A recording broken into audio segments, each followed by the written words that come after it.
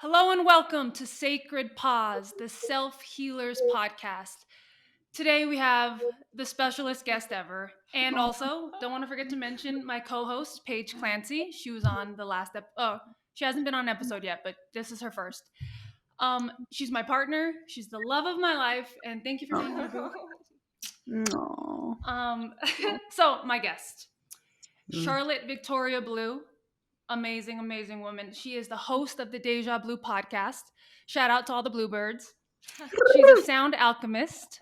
She's an artist. She's a Gene Keys guide.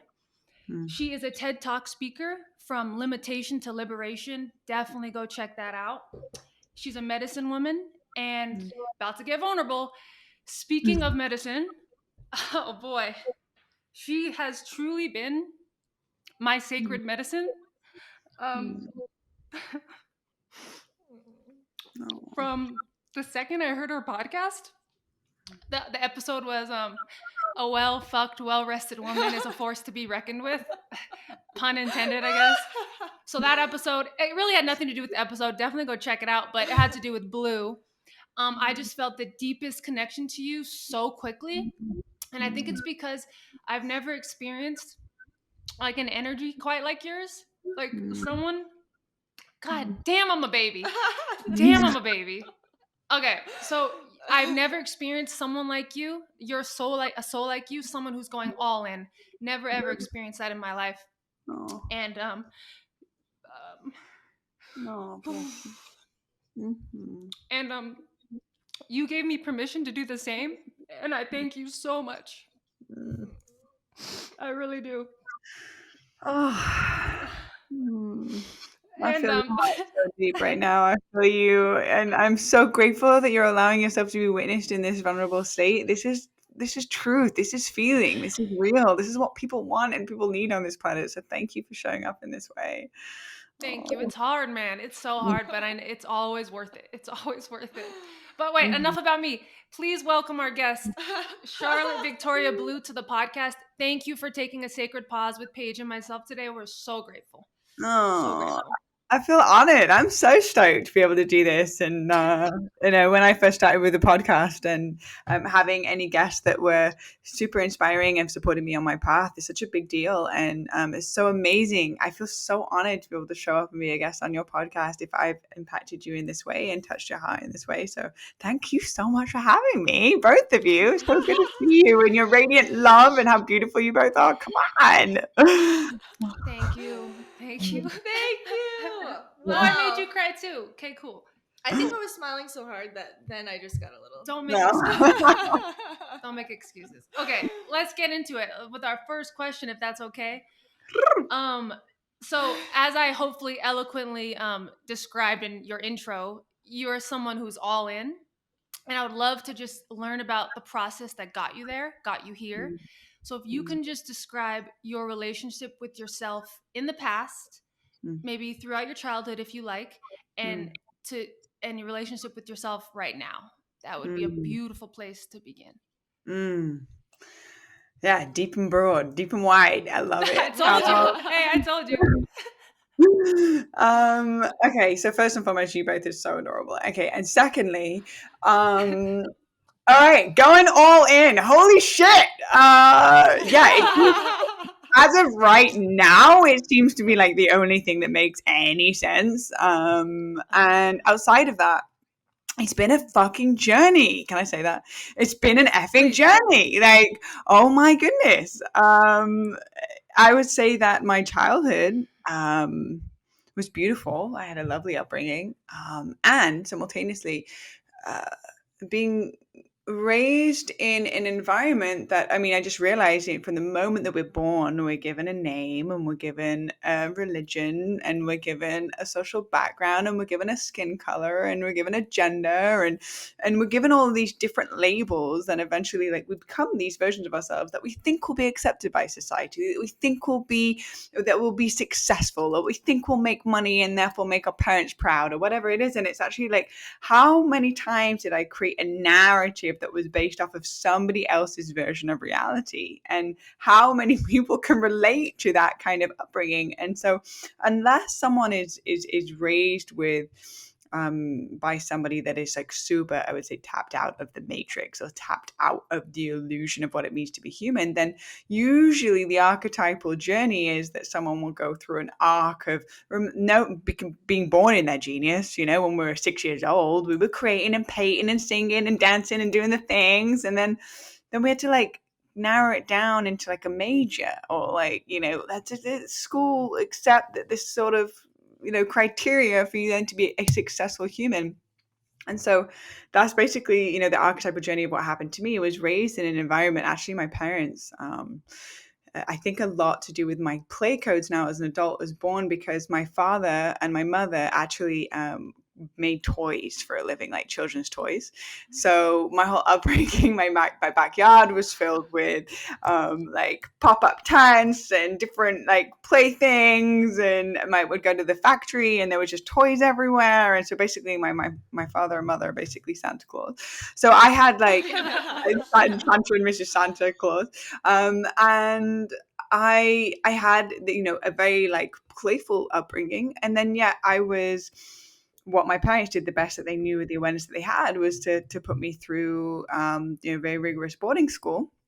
And boarding school was like super strict, and that also included 2 years of military training. So I was trained in the Air Force, and I was flying planes at a very young age, and like it was really like strict and rigorous, and you would have to wear like regulation hair ties, and you weren't allowed to wear any makeup, and you had to have your skirt 3 fingers below your knees, and like when it was in the military, you'd have to like iron our pants a very specific way, and if we didn't, then we'd have to run extra things with the whole platoon, and we'd have to be up at 4 a.m. at the end of our bed and salute. And so they would refer to us by our last name as well. So it's Britain, stand up, you know, Britain, do this. And so I just became this version of myself that I thought would be accepted by this environment. And when I look back on photos of myself, it was like the lights are on, but no one's home. Because ultimately, when somebody's living a narrative that's not actually born from their heart, that's born from their truth, or it's born from their pulse,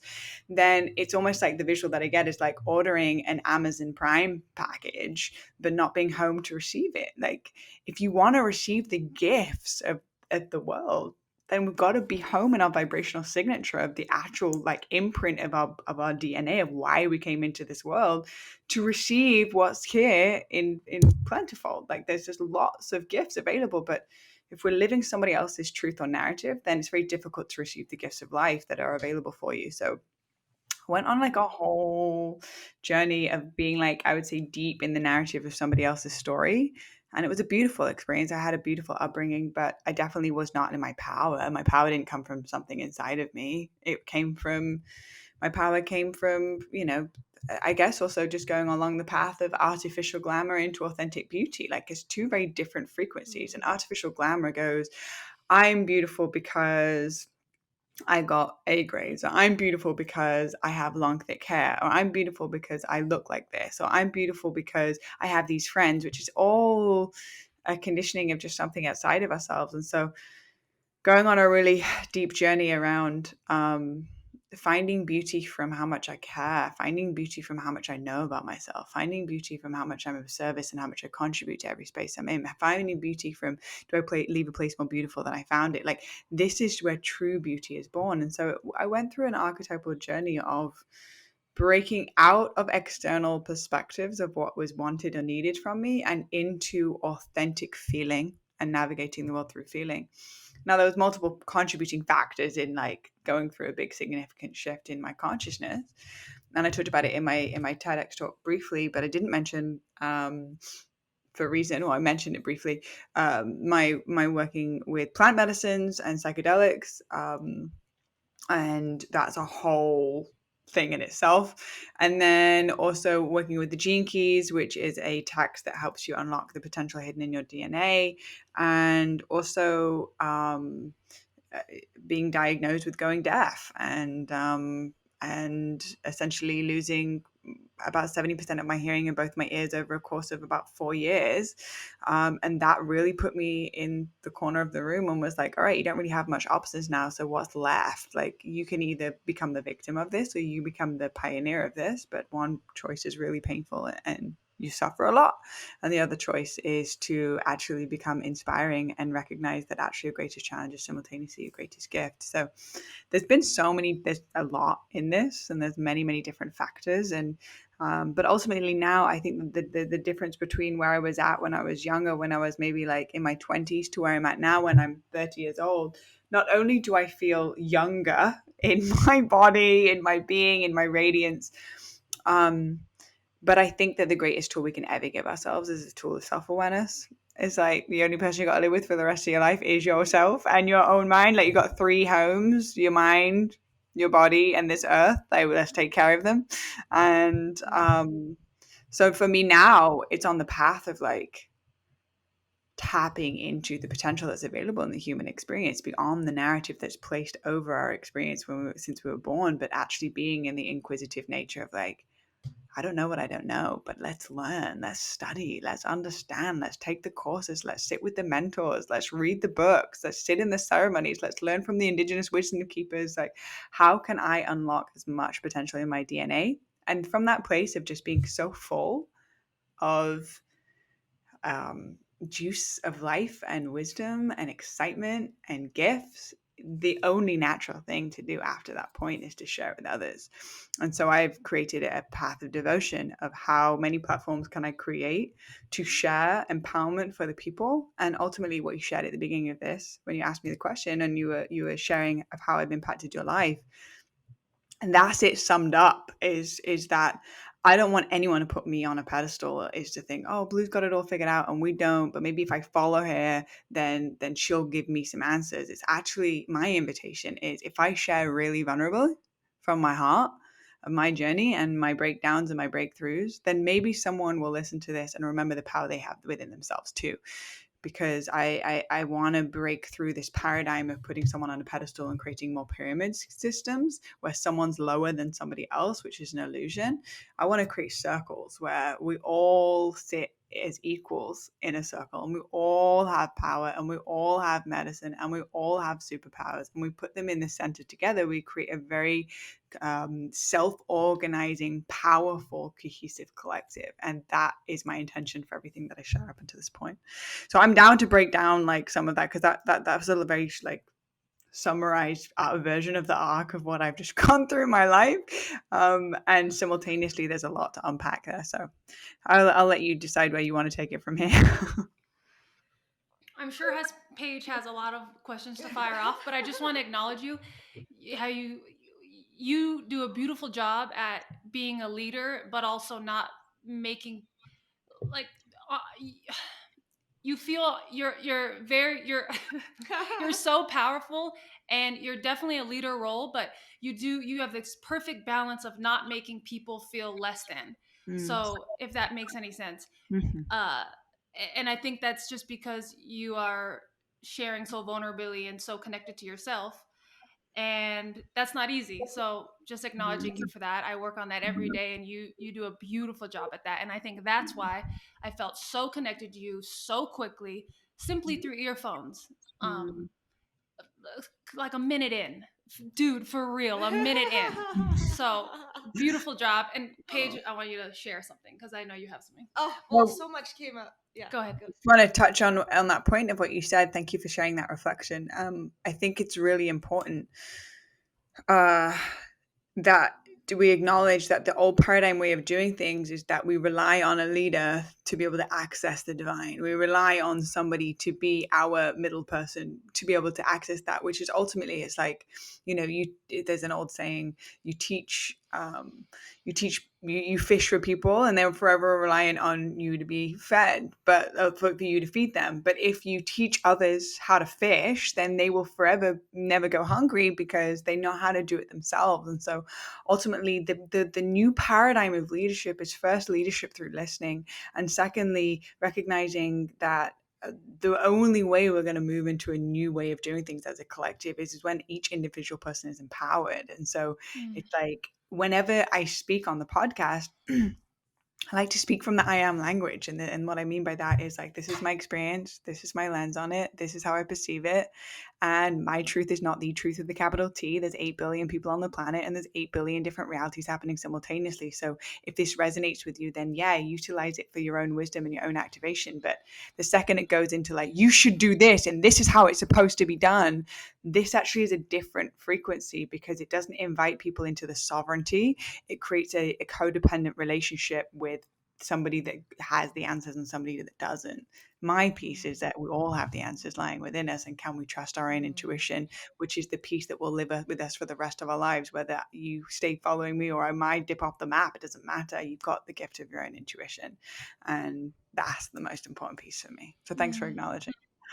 Of course. So good. Of course. And what that just brought up for me is I have always thought that other people have the answers and I don't. And what really made that come to the surface was almost 5 years ago when I started working with plant medicines. And in those experiences, I would go into the suffering, go into the fear, and think I need the facilitator to help me and tell me it's okay. Like I couldn't handle it on my own.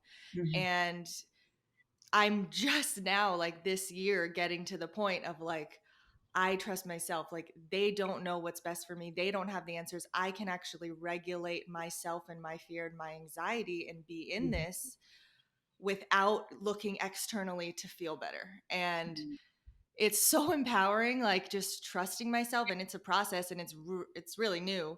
But we just did combo yesterday, and we did it last week as well. And like that, I really felt, wow, I've like made a shift. Like this is not a pleasant experience, but I'm not creating suffering for myself. I'm present in it and breathing through it and going through it. And I trust myself and I trust the medicine. And it's just so much more empowering. It's such a better it's such a better outlook. And it's what's true. And that's what's healing me. And that's what's going to cause me to grow, not thinking that other people have the answers and I can't help myself.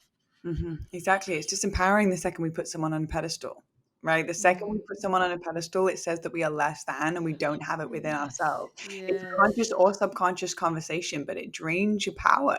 It drains your ability to actually recognize you have everything you ever need inside of you, and it's on the other side of a story. And plant medicines is a very powerful way of activating that, in the sense of it's very easy to go, I can't handle this. This is a lot. It's so intense. This is taking me to realms I've never been before. I need help. And it's in that moment, it's a micro version of the macro of what we do in our everyday lives when shit hits the fan and we don't, we have a heartbreak or something happens or we get sick and we go, and our instant reaction is to go out and grab before we pull on our own individual resources. But the training is, can I be the shaman and the healer and the medicine woman of my own experience?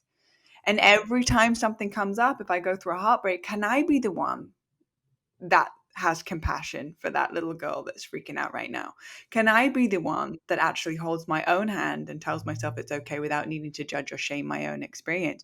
These are amazing tools that we can have in our tool belt whenever we go through life, because it talks about this in the Gene Keys, that the shadow of dishonor of when we go through an emotional process and then we like either we point outside of ourselves, I need you to have the answers, or why did you make me feel this way, or this doesn't feel good, or you made me feel this jealous, or like whatever it was, we point outwards. The second we do that, we feed into the victim frequency. We also, which continue to perpetuate more serious experiences where we become the victim.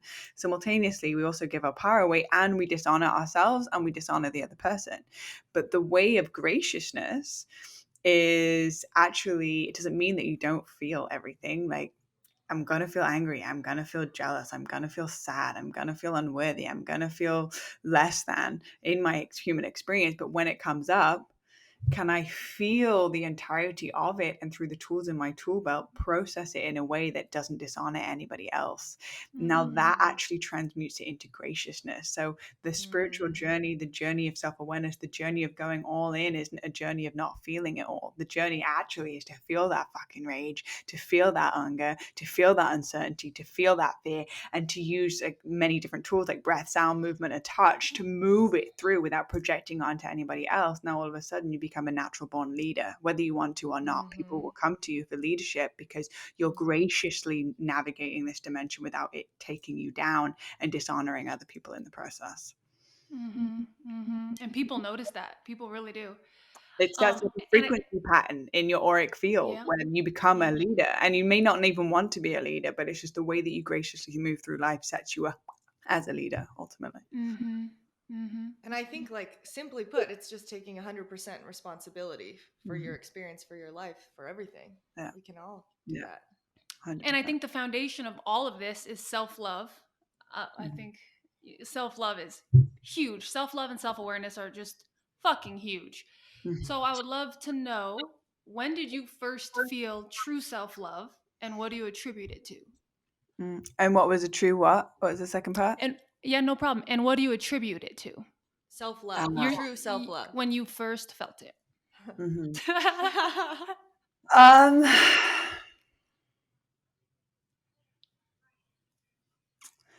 so the first thing that's coming up, actually, which is quite interesting, it was in a plant medicine ceremony. And it's interesting with plant medicines, specifically ayahuasca, that I'm referring to, is that if she's going to show me anything that's just like in the field, she's going to amplify what's in the space. And so if there's any reminiscence of like not self-love or self-hatred or unworthiness, that's going to come up first before I can access the self-love, right? Because the only way into those higher states is down, in, and then up, really reclaiming our power back from all parts of ourselves.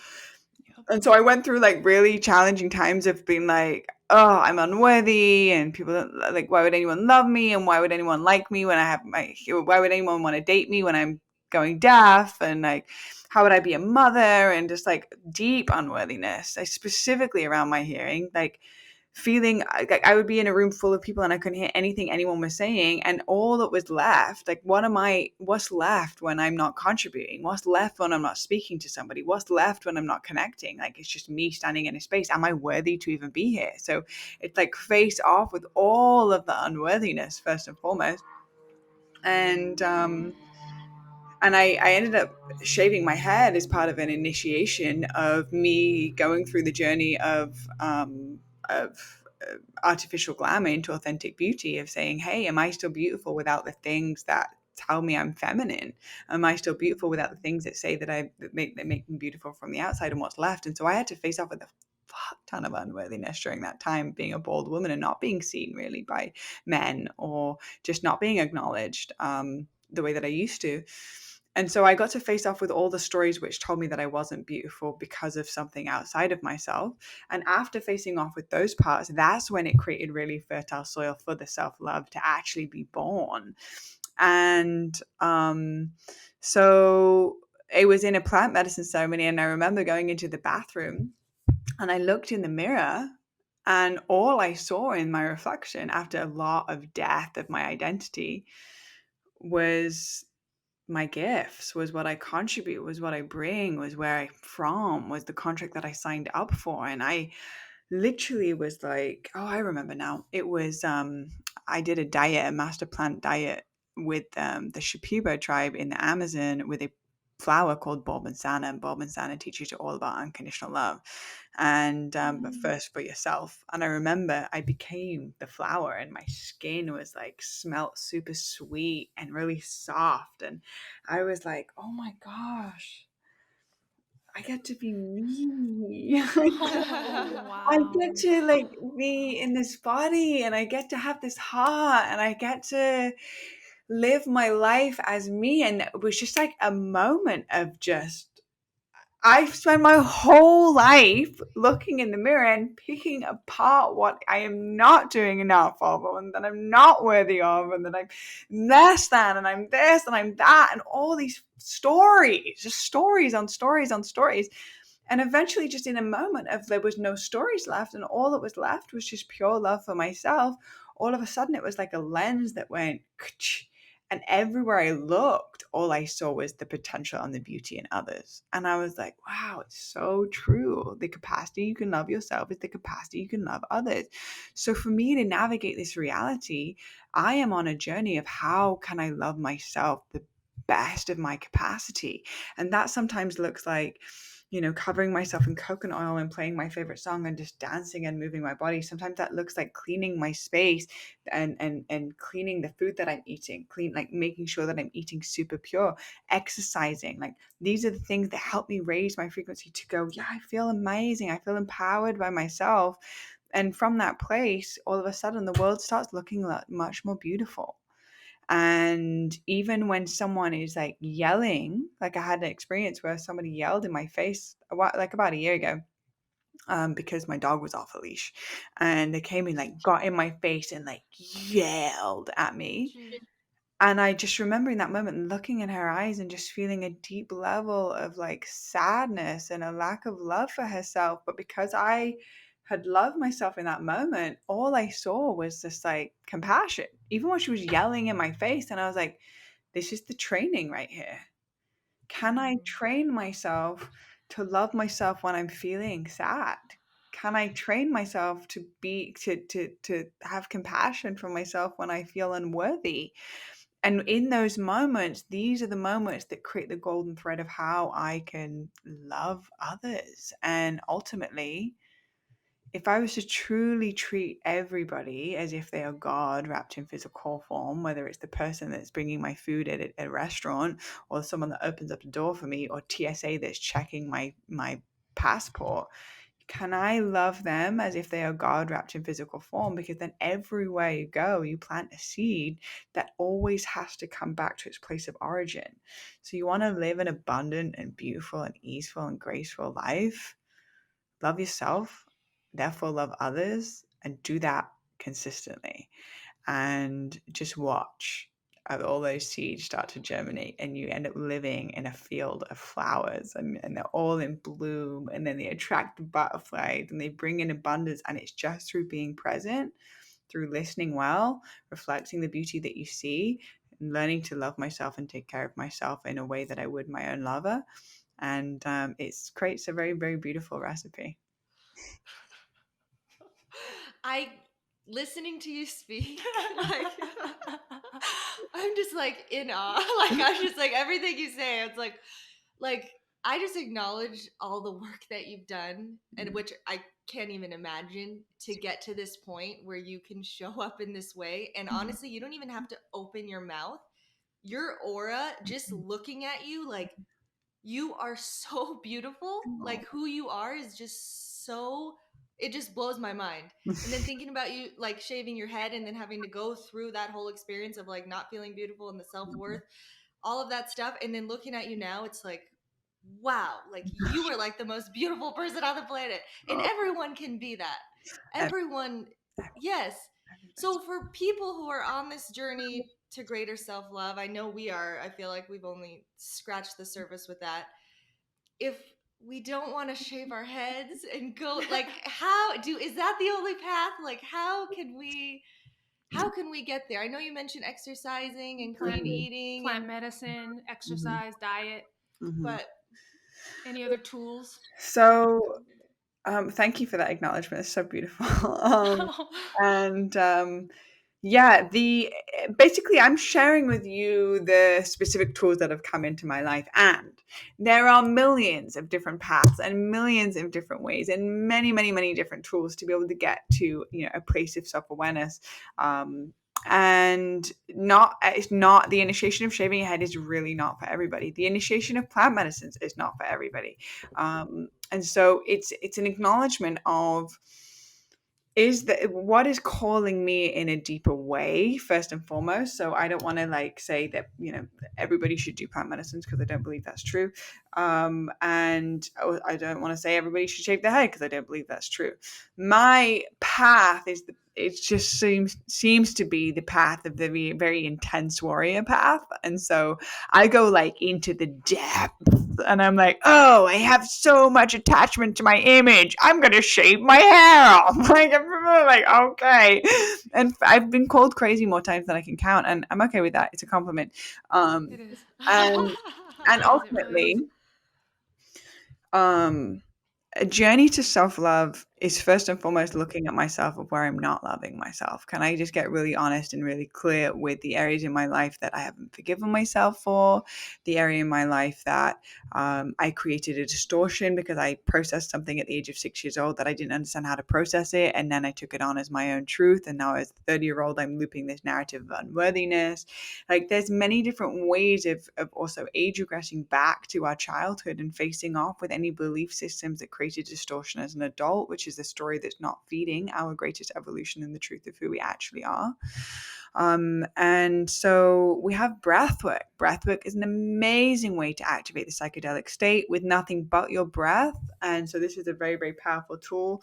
The Gene Keys is an incredible, incredible tool because ultimately it's guiding you into the shadow of your experience.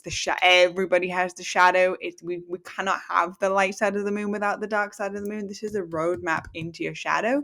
And from going into the shadow, you go into your gift. And why there's always, our greatest challenge is also our greatest gift. There's two sides of the same coin. We just sometimes don't understand what's on the other side of it. So you go to www.genekeys.com and you can put in your free profile and you can start your journey with the Gene Keys, which is an amazing technology. I'm actually just about to go and sit with Sadhguru tomorrow. I just literally booked my flight like an hour ago to go to Tennessee to go to the Isha Foundation, and I'm going to be doing a 3-day meditation course with him, which is all about fine-tuning your morning practice. But ultimately, I can go on and on and on about the different tools that can support you simultaneously. It's a frequency game. And everything is deciphered between two states. It's either enriching your spirit or it's depleting your spirit. And self-love is to continue to choose that enriches your spirit over and over and over and over and over again. So for me personally, eating dead animals was not enriching my spirit. I was taking on the energetics of the stress and the fear and the sadness that was going through their bodies in the way that they were slaughtered, and then putting on my plate and eating it and becoming it. I'm going to then all of a wonder why I'm angry or why I'm sad. I'm taking on the energy of that animal, right? So for me personally, it wasn't enriching my spirit to be eating animal byproducts, specifically the way that it's set up in the United States and the way that they slaughter animals. So I eliminated that out of my diet. My sugar consumption was creating distraction and was creating this addiction from something outside of myself. I eliminated sugar out of my diet. I feel amazing whenever I meditate or do a morning practice. So I started bringing that in every morning. Like, it's a conscious choice of going, this doesn't enrich my spirit, or this group of people speak about others behind their back, and I don't like being in the presence of that. It's not enriching. I don't feel lit up after I leave a conversation with them. Then I wean out of that narrative. I start to make sure that I'm only following people on social media that are empowering me, that are speaking of things that actually give me motivation, that are creative, that are this, that are that.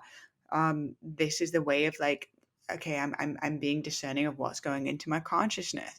How is the cleanliness of my house? Am I making my bed in the morning? Am I washing the dishes? That helps me raise my frequency. When I open my closet, is it filled with individual pieces that are made and hand sewn with integrity that support small artisans or small artists and small businesses? That raises my frequency. It's basically how the mundane is done over a prolonged period of time creates the fabric of self-love. And so for me, waking up in the morning, the first 20 minutes of the day, I have an opportunity to have a conversation with the universe, and I'm definitely guilty of this.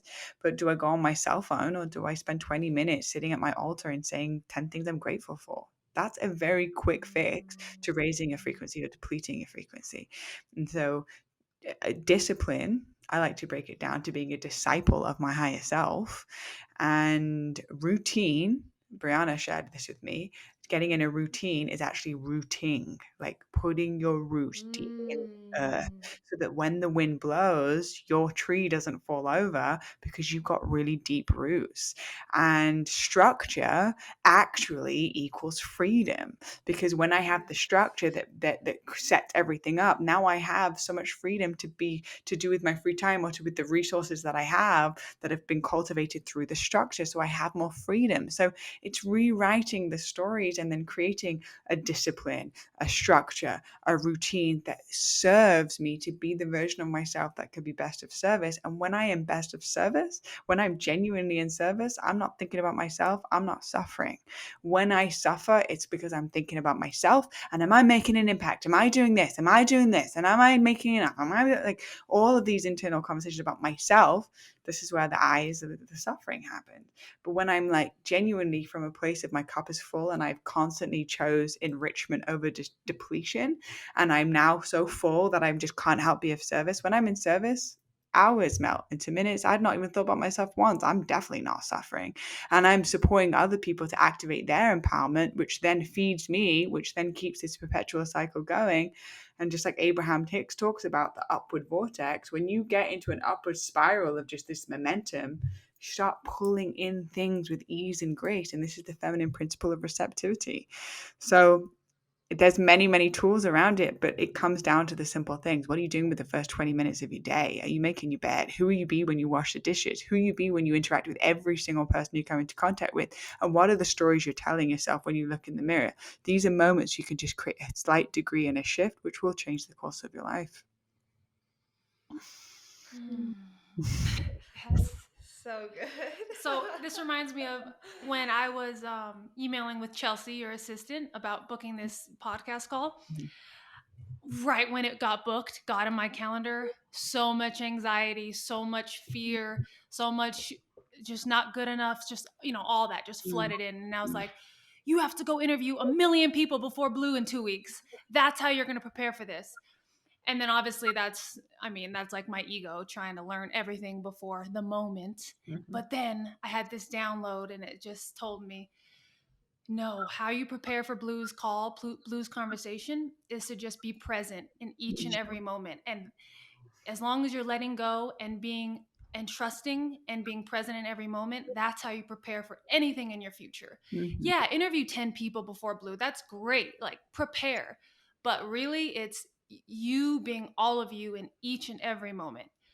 So that was a part of your medicine you gave me when you said yes to this podcast. So just another example of how amazing you are. Thank you.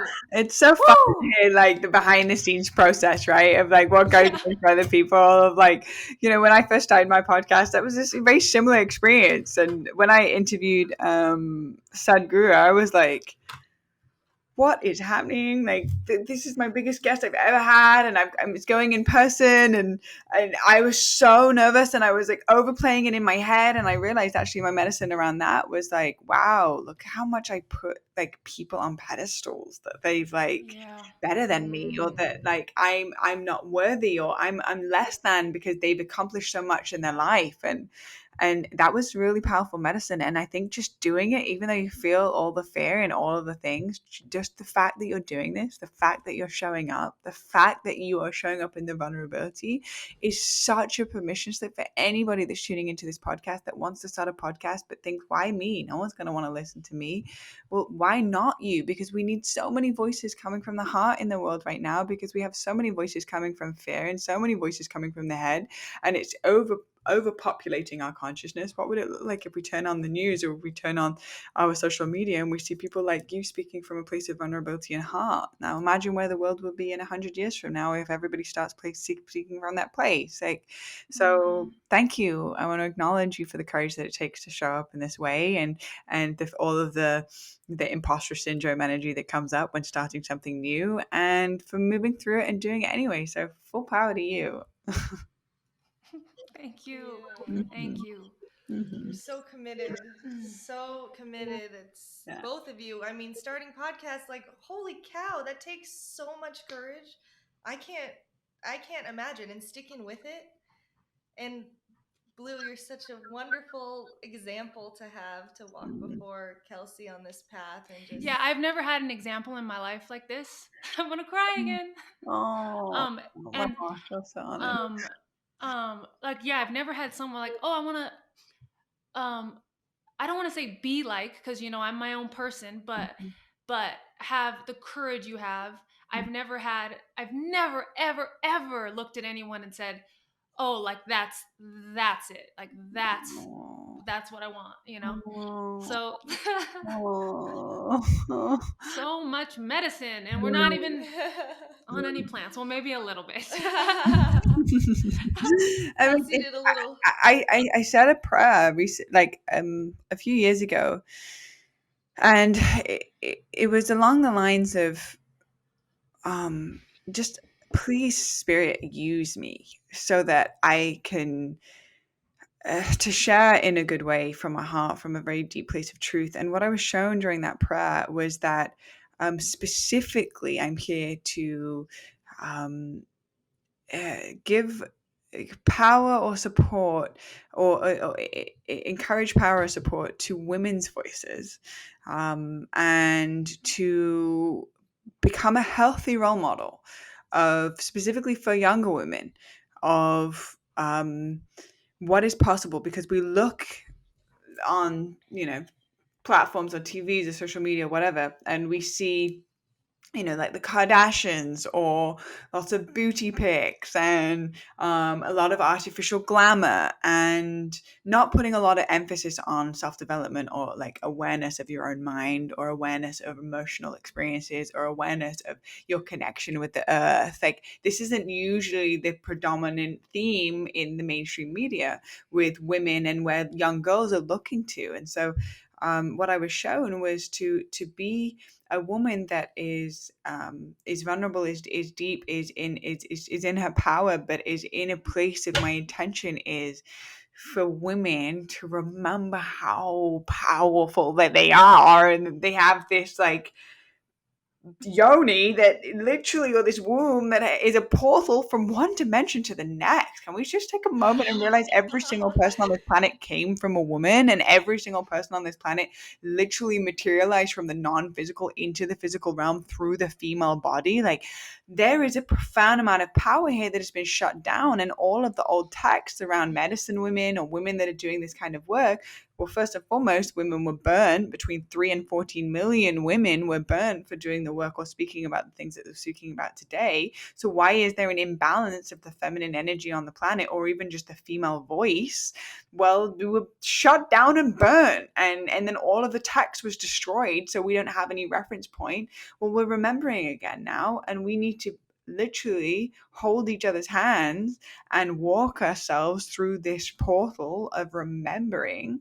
And it's going to require women showing up in their power and then seeing the potential in other women and giving them that permission slip, and the old paradigm of comparison and moving into inspiration is the thing that allows us to receive the codes. Because the second we compare ourselves with another person, then we block the codes from being received, and therefore we create more division. But if we actually go, hey, this woman's showing up in her power, and that's super fucking inspiring because I know I have it in me too, but when I watch her content, I feel like I can do this. Now all of a sudden, the world benefits, our future generations benefit, our children benefit. And this is genuinely what healing of the planet is going to look like, is when we restore the feminine with the masculine that's running the show right now. Mm-hmm. Yeah, connect rather than compare. That's a big one. Yeah. Wow. So good. What are you like still working on? What is like your greatest challenge or trigger right now? Like where you're like, ooh. Trust the triggers to teach, right? Yeah. Trust the trigger to teach. Adria taught me that one. That's a great question.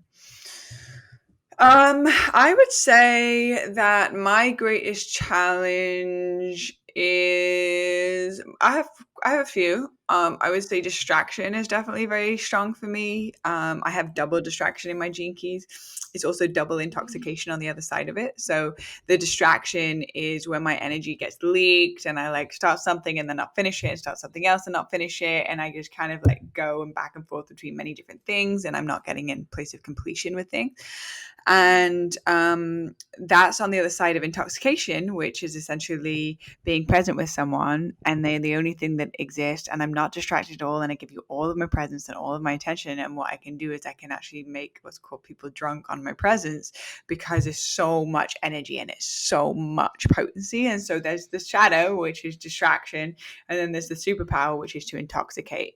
And I have it double. So if you have double or triple of anything in your gene keys, you really want to look at it, because it's a very big challenge and it's also a very big superpower. And so just having some context for it.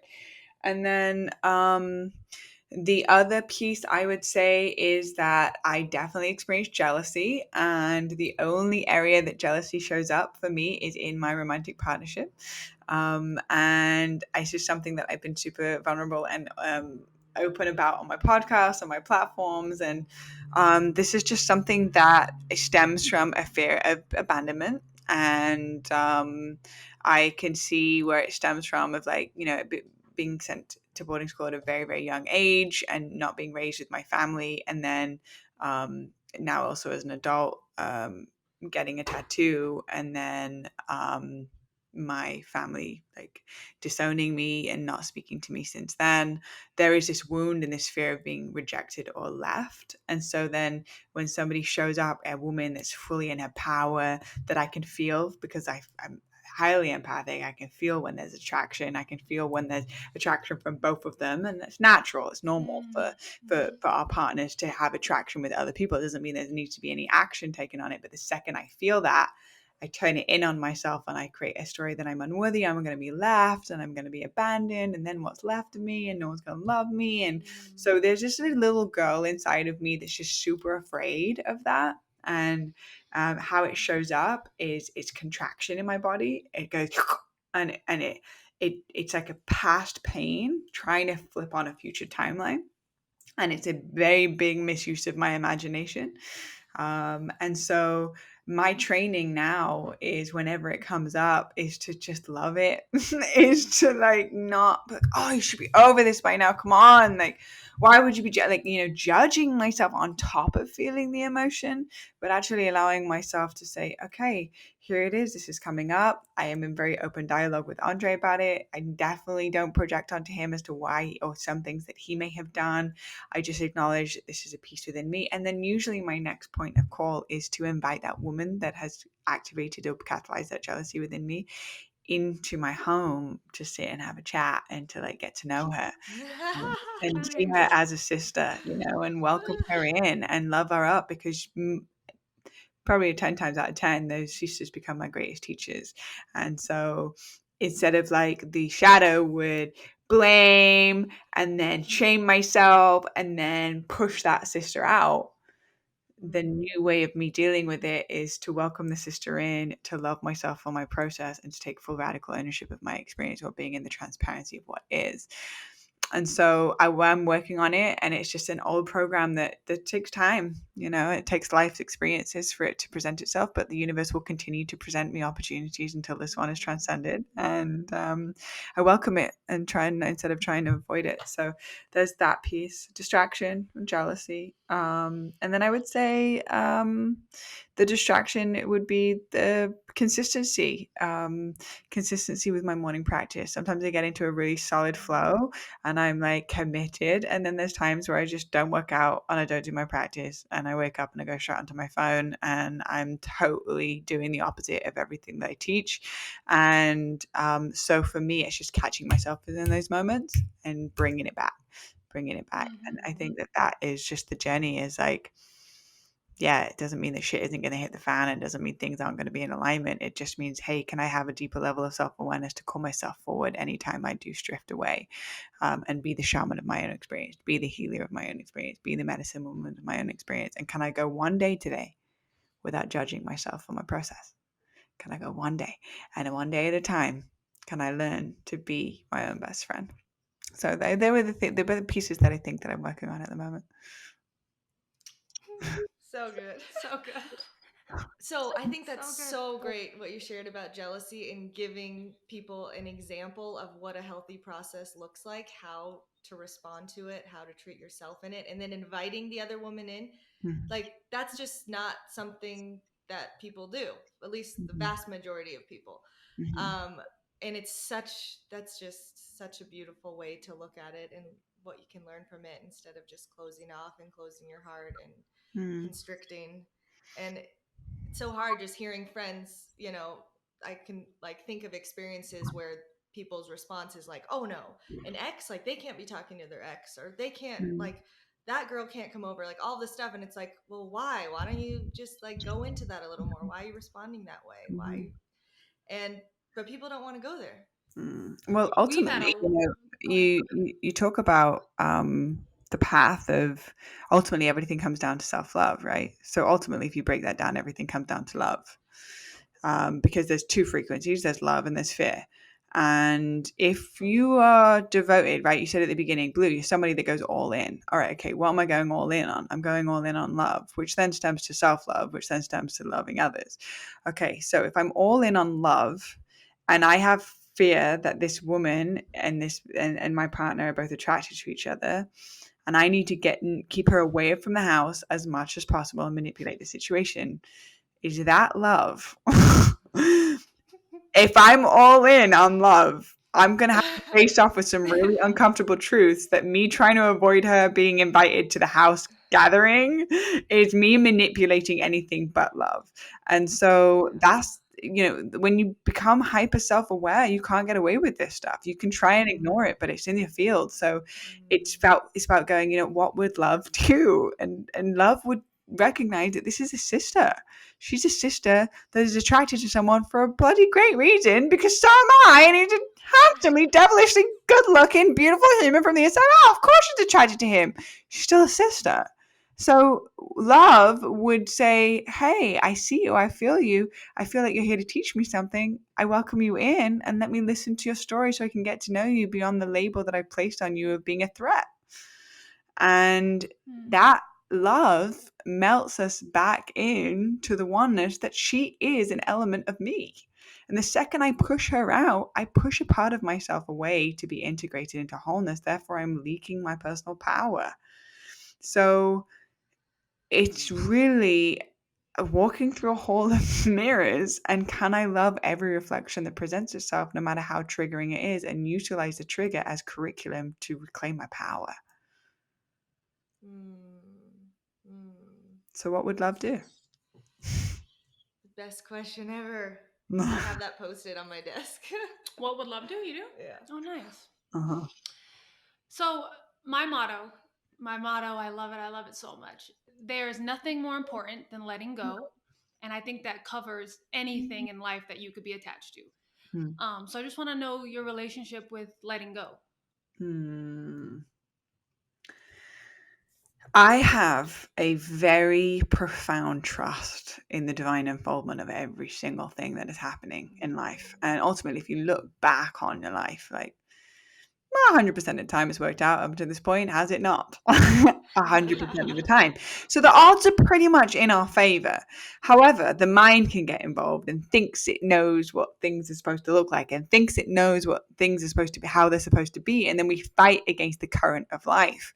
Now, things are unfolding for us always. I truly believe that. And yet in the moment, we might not be able to understand it because we have a preconceived notion or an expectation of what it's supposed to look like. So for me, my level of trust overrides my expectation of what I think it's supposed to look like. So when things happen, for example, the other day, I was in a conversation with someone, and then someone shared something and it triggered someone else immensely. And they were like sitting there like, and I just did not see this. It was not really to do with me. I was just more of a witness, but I did not see the conversation going like this. And I remember in my body going, whoops, what, why, how did, and then all of a sudden this voice goes, hey, can you trust this too? This is bringing up curriculum. This is necessary. And so my whole being, when it gets all that tension in the air, softens and welcomes it, because there's a level of trust that it is so far beyond the intricacy of my own mind. And that just helps me let go. But Richard Rudd talks about it in the Gene Keys. To be a successful person is to be at peace with life's inherent uncertainty. Life is constantly uncertain. We just don't know what's going to happen. We don't know. And it's an illusion to think that we do. So if we can be at peace with life's inherent uncertainty, then we're going to move through life much more streamlined and with much more grace and with much more beauty. It doesn't mean shit isn't going to hit the fan, but how we respond to it is our responsibility, and it's our ability to respond. And so how am I responding in every given moment? And do I trust in the greater unfolding, or do I think I'm supposed to have it all figured out? That's my relationship with letting go. So good. I've never done this before, but I just felt the need. Let's go. Okay, another question. What beliefs did you have to let go of in exploration of your higher self? If anything comes up for you.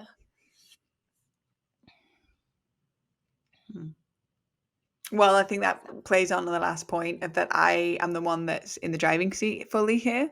I think that I share the driving seat, but I'm also in co-creation with the very thing that made the flower, or the very thing that made humans, or the very thing that made insects. Like the intricacy and the perfection of the intelligence and what we're in co-creation with here is so vast and so much bigger than it can ever comprehend. So I'm in co-creation with that. So I get to hand my life over to spirit.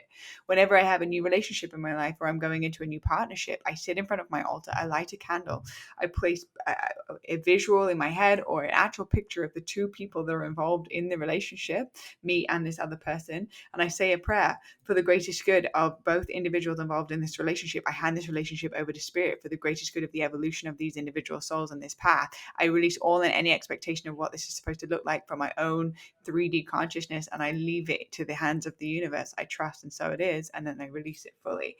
Now, this is an amazing way to recognize I'm in co-creation with something greater than myself. This person's come into my life for a reason, but my mind can start creating stories as to why they're in my life. And therefore, then I project onto them a version of themselves that they're not, and therefore create more division. And so it's an acknowledgement that it's not just about me.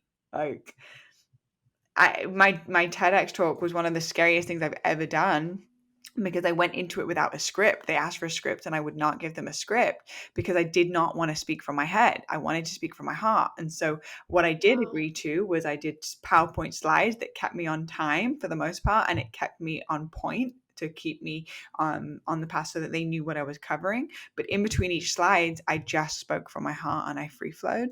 And that was fucking nerve-wracking, because to speak on a TEDx stage and not have a script is the deepest level of trust and surrender to spirit. But the second I got up on that red dot, I just heard the voice, it's not about you, you're speaking on behalf of the planet. And I just like, and it was a second when my own consciousness kind of just drifted off right here. And whatever started coming through me was exactly the medicine of the moment. And I was cracking jokes that I hadn't done before. I was covering things that I hadn't done in any of the practice or the rehearsals. And I just knew it was spirit speaking through me. And so for me, the training is my responsibility is to fine tune my instrument as much as possible. And that goes back to the mundane moments, the enrichment or the depletion, and to continue to feed more enrichment in my life. But what comes through me is not mine. That's why I give away my paintings, or I sell them instantly. I don't have attachment to them because they came through me and I received the medicine of the opportunity to channel it. But what actually came through was for somebody else and it's not mine. And so for me, it's a constant releasing of the attachment of what BLU is supposed to look like and what she's supposed to say and how she's supposed to dress and how she's supposed to show up and is she going to be liked by people. And this is the identity that I'm supposed to be the one in the driving seat all the time. Now, I'm supposed to show up, do my work, understand my own individual nature, tune into my own body, choose enrichment over depletion, and then let spirit take the driving seat and let spirit come through.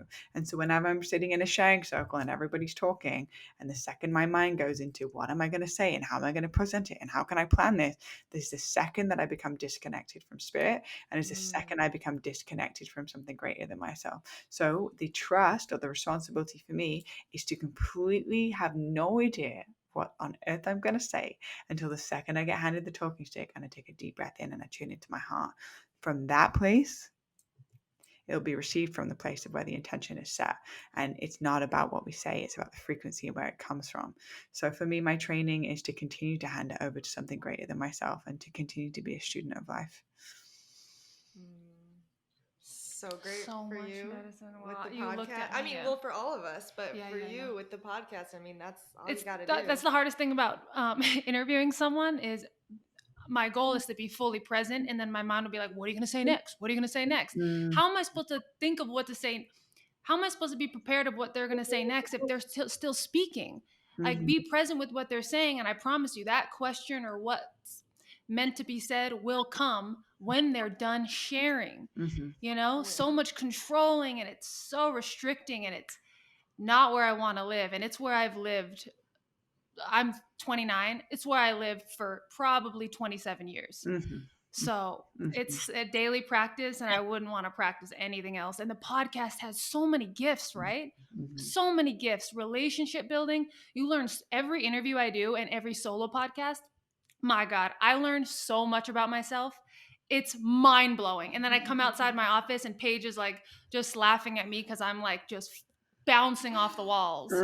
It's so beautiful. Mhm. I Oh, You're don't know. I doing just it. felt You're called to showing share up that. in the dojo, and I resonate so deeply with that of like having a guest on and wanting to make sure that you're asking great questions while simultaneously listening to them. And the only way you're going to come to a place of understanding or mastery with it is by doing it, and for choking on your own words, and for not having a question right in the moment, and for being in the fire in that kind of way. But that's the fire of transmutation of all of these Mm. fears of not being like not having enough.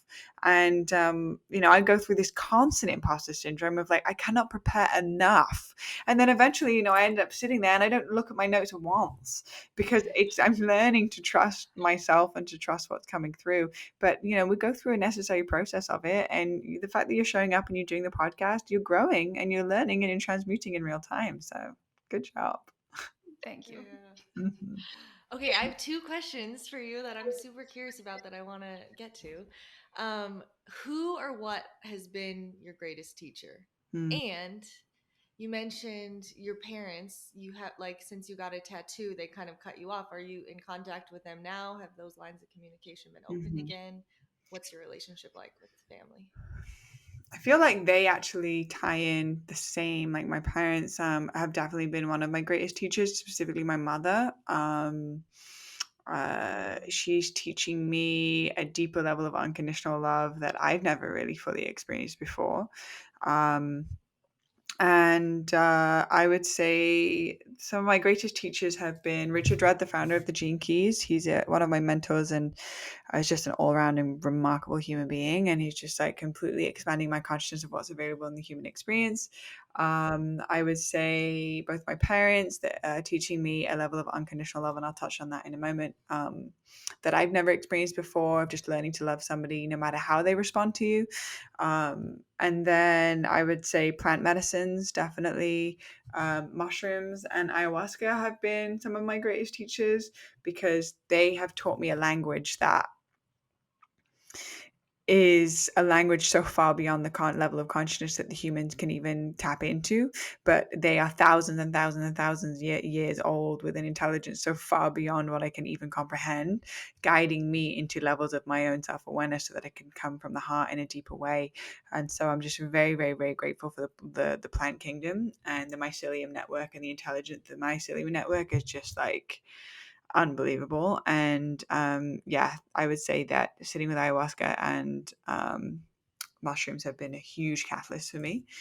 And then I would say a dear sister of mine, Brianna Lynn, who's been on the podcast multiple times. She's just a powerful powerhouse firecracker of a woman, and she's just opened up her world to me. I've gone through a training through the Earth Temple of Shamanic Arts, and I have been a student and facilitator within her um, within her church. It's a church, but for shamanic church, basically. And then I received my medicine carrier certification through the Native American Church. So I'm a legal medicine carrier in the United States, protected under the Native American Church with mushrooms.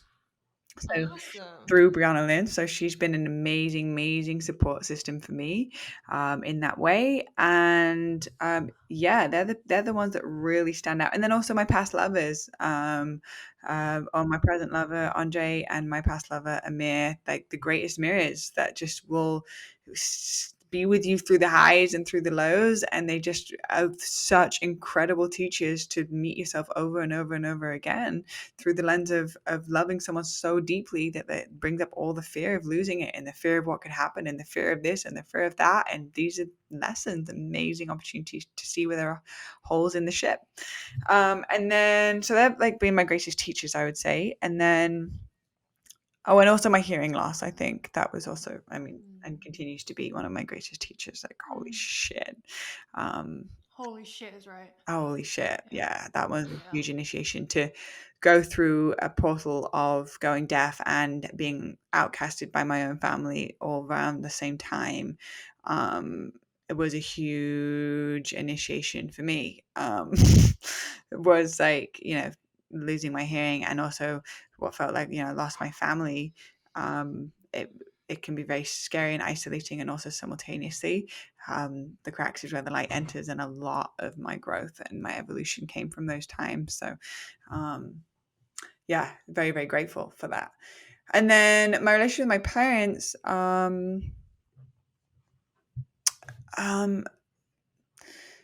well, it's definitely a deep journey. I was told my whole life, if you ever get a tattoo, we'll never speak to you again. That's just one of our rules. Like, they're pretty liberal with like anything else, piercings or whatever it is. But when it comes to tattoos, they really don't like them. And that's their choice and their decision. And also just somebody that just cannot agree to somebody else having the power over my sovereignty or my body or my choices, no matter who they are. It's just something, it's just an agreement that I can't agree to. As much as I can love them and be like, you have the freedom of your choice, but you don't have the power over my body. So I ended up getting a tattoo, and lo and behold, then that stopped the conversation about a year and a half ago. I haven't spoken to them. So their agreement now that I spoke to briefly is that if I get the tattoo removed, then they'll be in communication with me, and I'm not agreeing to that. So I don't have communication with them. So both my mother and father haven't been in communication with me for over a year and a half. How does that make you feel? Oh, I've gone through it. And I feel like I'm in a place of peace with it now. But I have gone through it with like, whenever something really sad comes up or something challenging comes up in my life, I think about that. And I think about like the stories, and it just like creates this lens that goes like, you're alone and you don't even have your family, and like, who are you? And just creates all of this like very disempowering internal self-talk. And I can feel that there's that tie still. Simultaneously, I've learned that we only know ourselves through the eyes of our mother for the first 3 years of our life. Like, how am I doing? Like, you look at your mum, and your mum like looks back at you and goes, "Good girl," or "No, bad girl, put that down," or "Oh, are you okay?" Or like, you only know how you're doing through your mum's reflection. And that can create sometimes a codependent relationship of how I know myself.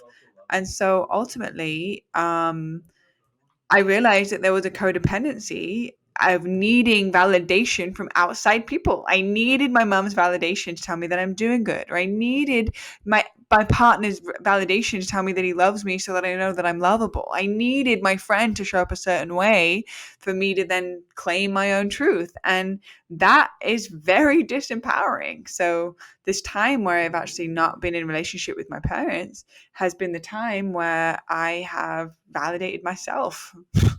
And that's been an amazing teacher for me. So I sit in front of my altar and I say my Ho'oponopono, which is the Hawaiian prayer of "I love you, I'm sorry, please forgive me, thank you." And I burn a candle and I say their name and I pray for the outcome of the highest good.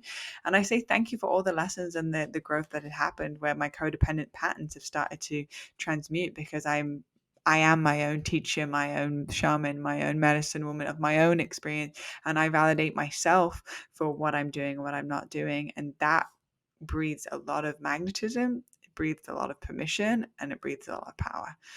So that's where I'm at right now with it. So it's a ... to be continued, but I pray that one day maybe a resolution can be created, and simultaneously I say thank you for all of the gifts and the blessings and the growth of why this happened in the first place. Yeah. It's priceless, the work you're going through, and what you're learning because of this. So it is a gift Yeah, ultimately, and truly. hopefully one day they will see it differently. And if Hmm. not, that's okay too. Yeah, and that's also the piece, is to make peace with the timeline that maybe it won't happen, and maybe they'll pass away and something won't be resolved. And I think that's been my greatest fear. And simultaneously, I'm just like making peace with that I trust. I hand it over to spirit, and I'm grateful for the lessons, and I'm learning to love myself every single day. And I dip sometimes, and I feel unworthy, and I feel like needy, and that's okay too. But it's getting less and less, that's for sure. Yeah. You're doing so amazing. You really are. I mean, the sadness that you must feel from that, like, I have compassion for you and for them to be For them, mainly. Mm-hmm. Compassion for them. Mm-hmm. to where that's a deal breaker, willing to give up, the relationship with their daughter over a tattoo. It just seems crazy. Yeah. Yeah. I mean, ultimately, everybody believes that they're true from the lenses that they've created. And there's a lot of religious programming also about, like, that is present in the field. So, Okay. it creates a lot of distortion. It creates a lot of division because it creates a reality based off of good and bad, of good and evil. And this is continuing to perpetuate division. But we think we're being good. We think that we're doing what Jesus would want, but it's actually feeding more division. So there's many layers to it. And I can tell you that I have definitely. I mean, I'm very grateful for the plant medicine, specifically ayahuasca, because she's tapped me into places of sadness that I didn't even know I was holding. But like, I have not only wept, but I have like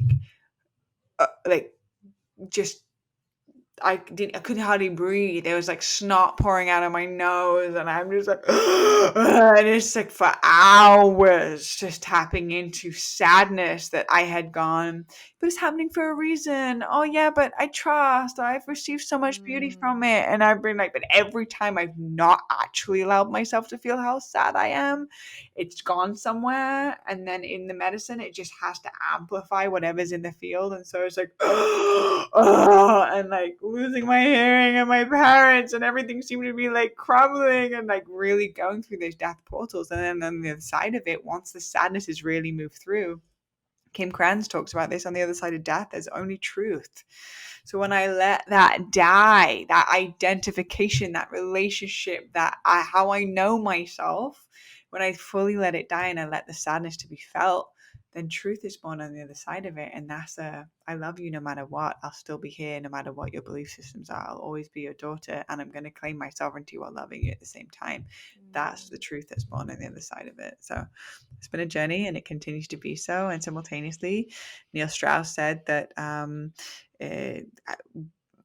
what we do with the car, or the inevitable pain of existence, is determines our happiness and our fulfillment in this life. And everybody has something. Everybody's dealt with something. Everybody has been given a card that is really tough, and it's how we respond to the inevitable pain of existence is actually what creates our fulfillment and our happiness. So that's my pain, but everybody's going to have a piece.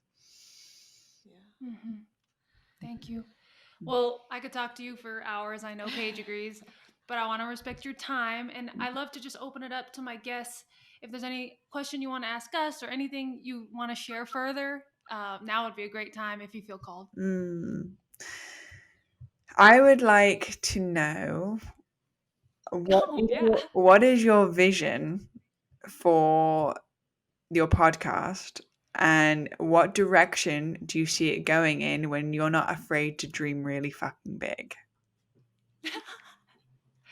Wow. Um, shit. Shit. Um, whoa, I don't even know. Well, we've been talking about creating a game around this in her podcast and the goals for the year and then 5 years. And so we haven't sat down and done that yet. That would have been a great exercise to do before this question. But I just want to keep listening to my spirit and manifest all the guests that I know I would connect with, and I know both of us sharing vulnerably will make a huge impact on all of the listeners. And you pinpointed right where I'm at. Like, I'm scared to manifest right now because I know it's gonna happen. I know it's gonna happen, and it already is. And it was scary as shit to talk with you today, and now I feel amazing. So, um, uh, I just see what I'm doing now, just growing and just giving so much people um, confidence they have inside of them, the power they have inside of them. I'm calling this the Self Healers Podcast. And I just know that any vulnerable conversation can bring out so much in people. And it's so easy and so hard. So I'm just going to keep doing this. And I know it's going to grow exponentially. And I really thank you for being a part of it, because I know you already put me on another level internally. So thank you. I hope that answered your question. I'm not the best at answering questions yet. Hey, don't say that. Yeah, you That are. is You gotta not give me good. some credit. I have one like little like side question off of that. Who would be the biggest guest, or like your greatest manifestation of your guest, of like a dream come true to have a guest on? Well, two people come to mind. Nimai Delgado, and I know you've interviewed him, and I know you're his friend. So he's fucking awesome. Vegan. Like, I'm all about the animals. Like, they were they're the reason I'm here right now. Like, for real. Plant medicine and animals. Like, for real. So Nimai Delgado would be awesome. And who else? And Aubrey Marcus is fucking awesome. But Nimai, man, he made me cry. So probably him. All right, cool. And Well, I'm good friends with Imai, so I can totally hit him up. Yeah, that's fucking awesome. That'd be awesome. That would be awesome. I'm Amazing. baking for Elizabeth April. Nobody asked you. Nobody asked you. Oh no! You want Elizabeth April as well? Yes. Well, That would be awesome. we've been totally. She has opened She has our opened eyes to our minds up to levels we can't even yeah, imagine. like different part of our minds. And wow. Yeah. yeah. I don't know. She's a special awesome. human. She's a special. Yeah. She's very special. Well, make sure have you made your list yet of your guests that you want? I have a list, but I haven't done shit with it because I'm too scared, but I'm not going to be scared anymore. Okay. Yeah. Alrighty. Beautiful. Yeah. Well, I hope What's your with you. Thank you. What's your recommendation with having the list? Or like what do you see as the process around that? Oh, I get hella witchy. I get hella witchy with my list. Okay. Like, you should see. I don't know if I can show you. I just launched a 10-week online women's course called Fluorescence, and this is my altar for the women. I have love it. Every single one of their pictures printed out. I have every single one of their gene keys written on a post-it note on their picture. And then last night I sat in front of it. I memorized all of their names, and I memorized all of their gene key life's work to go with their name. And then I said a prayer, and I burned some sage, and I said a prayer over all of them. And I called in all of my angels and guides to start activating in their lives and communicating with their angels and guides to support them to live into the potential of their life's work with it written. And then made an offering and burnt a candle and cut it and sat in front of the altar for 2 hours singing and making offerings to activate the divine blueprint of these women that are in this course. So like that for me is like, I got a list of names. How can I utilize my attention and intention to support with bringing a profound amount of activation in their lives while they go through this course with me? So when I've got my list of my the people that I'm calling in for my podcast, I made my list. Like Sadhguru was right at the top of it, and like other people, Aubrey Marcus was on there, and all these, Richard Rudd, the founder of the Gene Keys, and I was sitting in front of my list, and I closed my eyes. I'd look at their name. If you have a printed picture of them, that would be really helpful. Print a picture out of them and look at their face. And then I go into my imagination. I have a very vivid imagination. I activate that I'm having a conversation with this person. And then I send a large amount of energy or joy or excitement that it's already happening. And I'm like, oh my God! And I literally but there's no difference between it actually happening and it not happening. I genuinely feel it in the core of my being that person is my guest. Now I did that, and within 1 week, I managed to schedule Richard Rudd, Aubrey Marcus, Sadhguru, and then Aubrey Marcus on my podcast within 1 week. And I was like, why does shit really work, Shao? What is happening?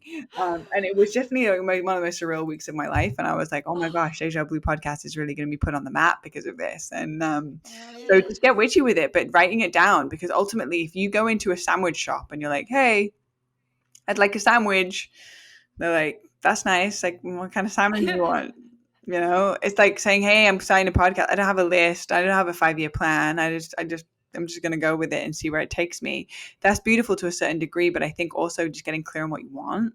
That's why I asked you, because it may not go necessarily to the way that you want. It will go for the greatest good of you as an individual. And simultaneously, if you get clear on what you want, you go into the sandwich shop and I would like this bread and I'd like this lettuce and I'd like this filling. Now the person behind the bar can be like, okay, cool, I'm clear on it. I can give you what you've asked for.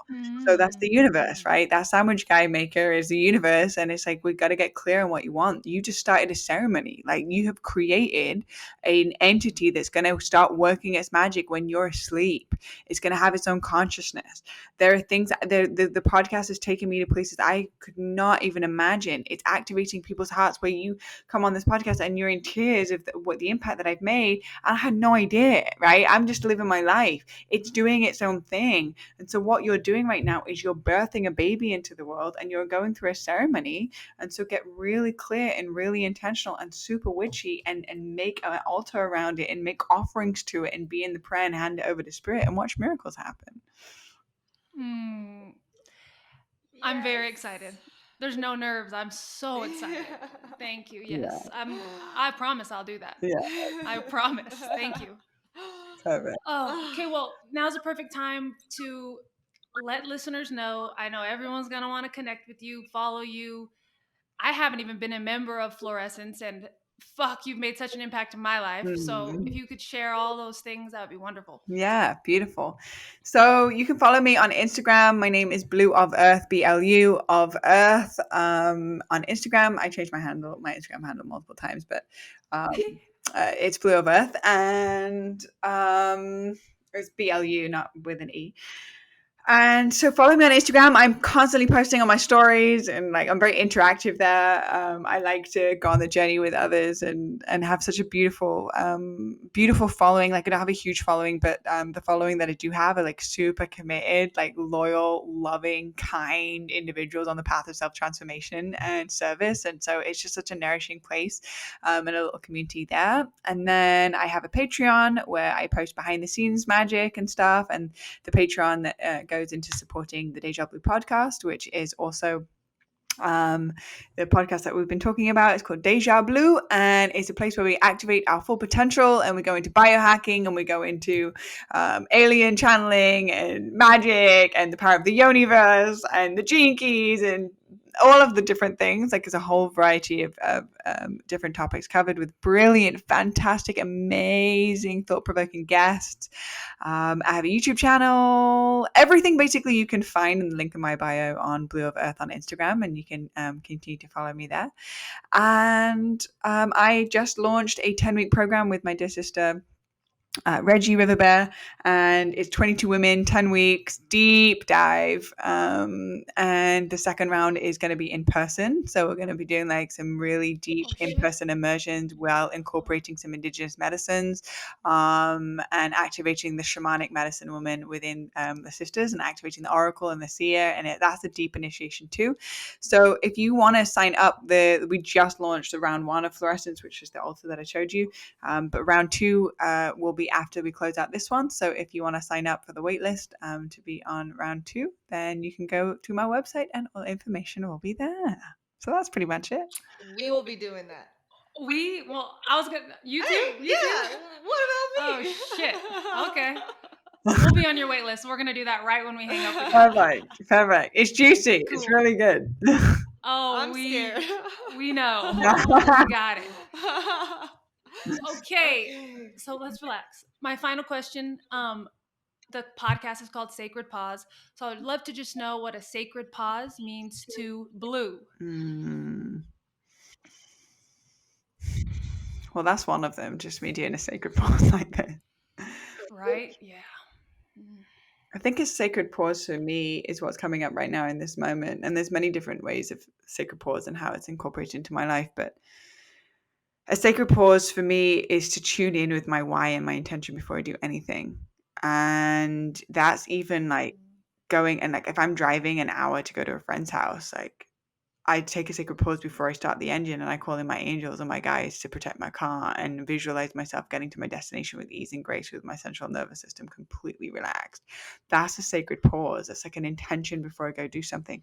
A sacred pause before I speak, before I do a podcast. I close my eyes, take a deep breath in, and I tune in with my heart. That's a sacred pause. Before I respond to anybody, am I coming from a place of reaction or am I coming from a place of listening? That's a sacred pause. Tune in before I respond. If somebody asks me to do something or they want me to be a part of something, I take a sacred pause before I respond. Is it coming from obligation or is it coming from a highest excitement? Because ultimately, if there's not a pause or at least just tuning in with my heart before I act on something, it's almost like trying to hit an arrow, trying to hit a target with a bent arrow. The sacred pause allows me to load my bow with a straight arrow and then start hitting the target way more often. And it just takes a moment to just tune in of where is this response coming from. Wow. Great. That was an amazing answer. Not surprised. All right. Well, I don't really have an outro, but I just want to thank you so much. That was beautiful conversation. You're so amazing, inside and out, inspiration in all the ways. Thank you. Thank you so much. It's really an honor to be here with both of you, and it's so lovely to feel your love radiating out, and to have you both on this, on this podcast, and that you're bouncing back and forth and utilizing the inspiration. And not at one point have I felt like you run dry of questions or that you haven't been listening. I feel like you guys rocked it, and I just really enjoyed this interview because it's been easy and effortless and it just flowed with grace. And so I'm very, very honored to be on this podcast. And I send you my blessings for the longevity and the consistency and the initiation that you have created with this podcast. And may you be able to call in all of your guests and all of your dreams of where you see this going. And may it support and inspire millions of people. Thank you. Beautiful. Mm-hmm. Thank you for your time, your presence, your energy. Thank you, and your love. Thank you. My pleasure.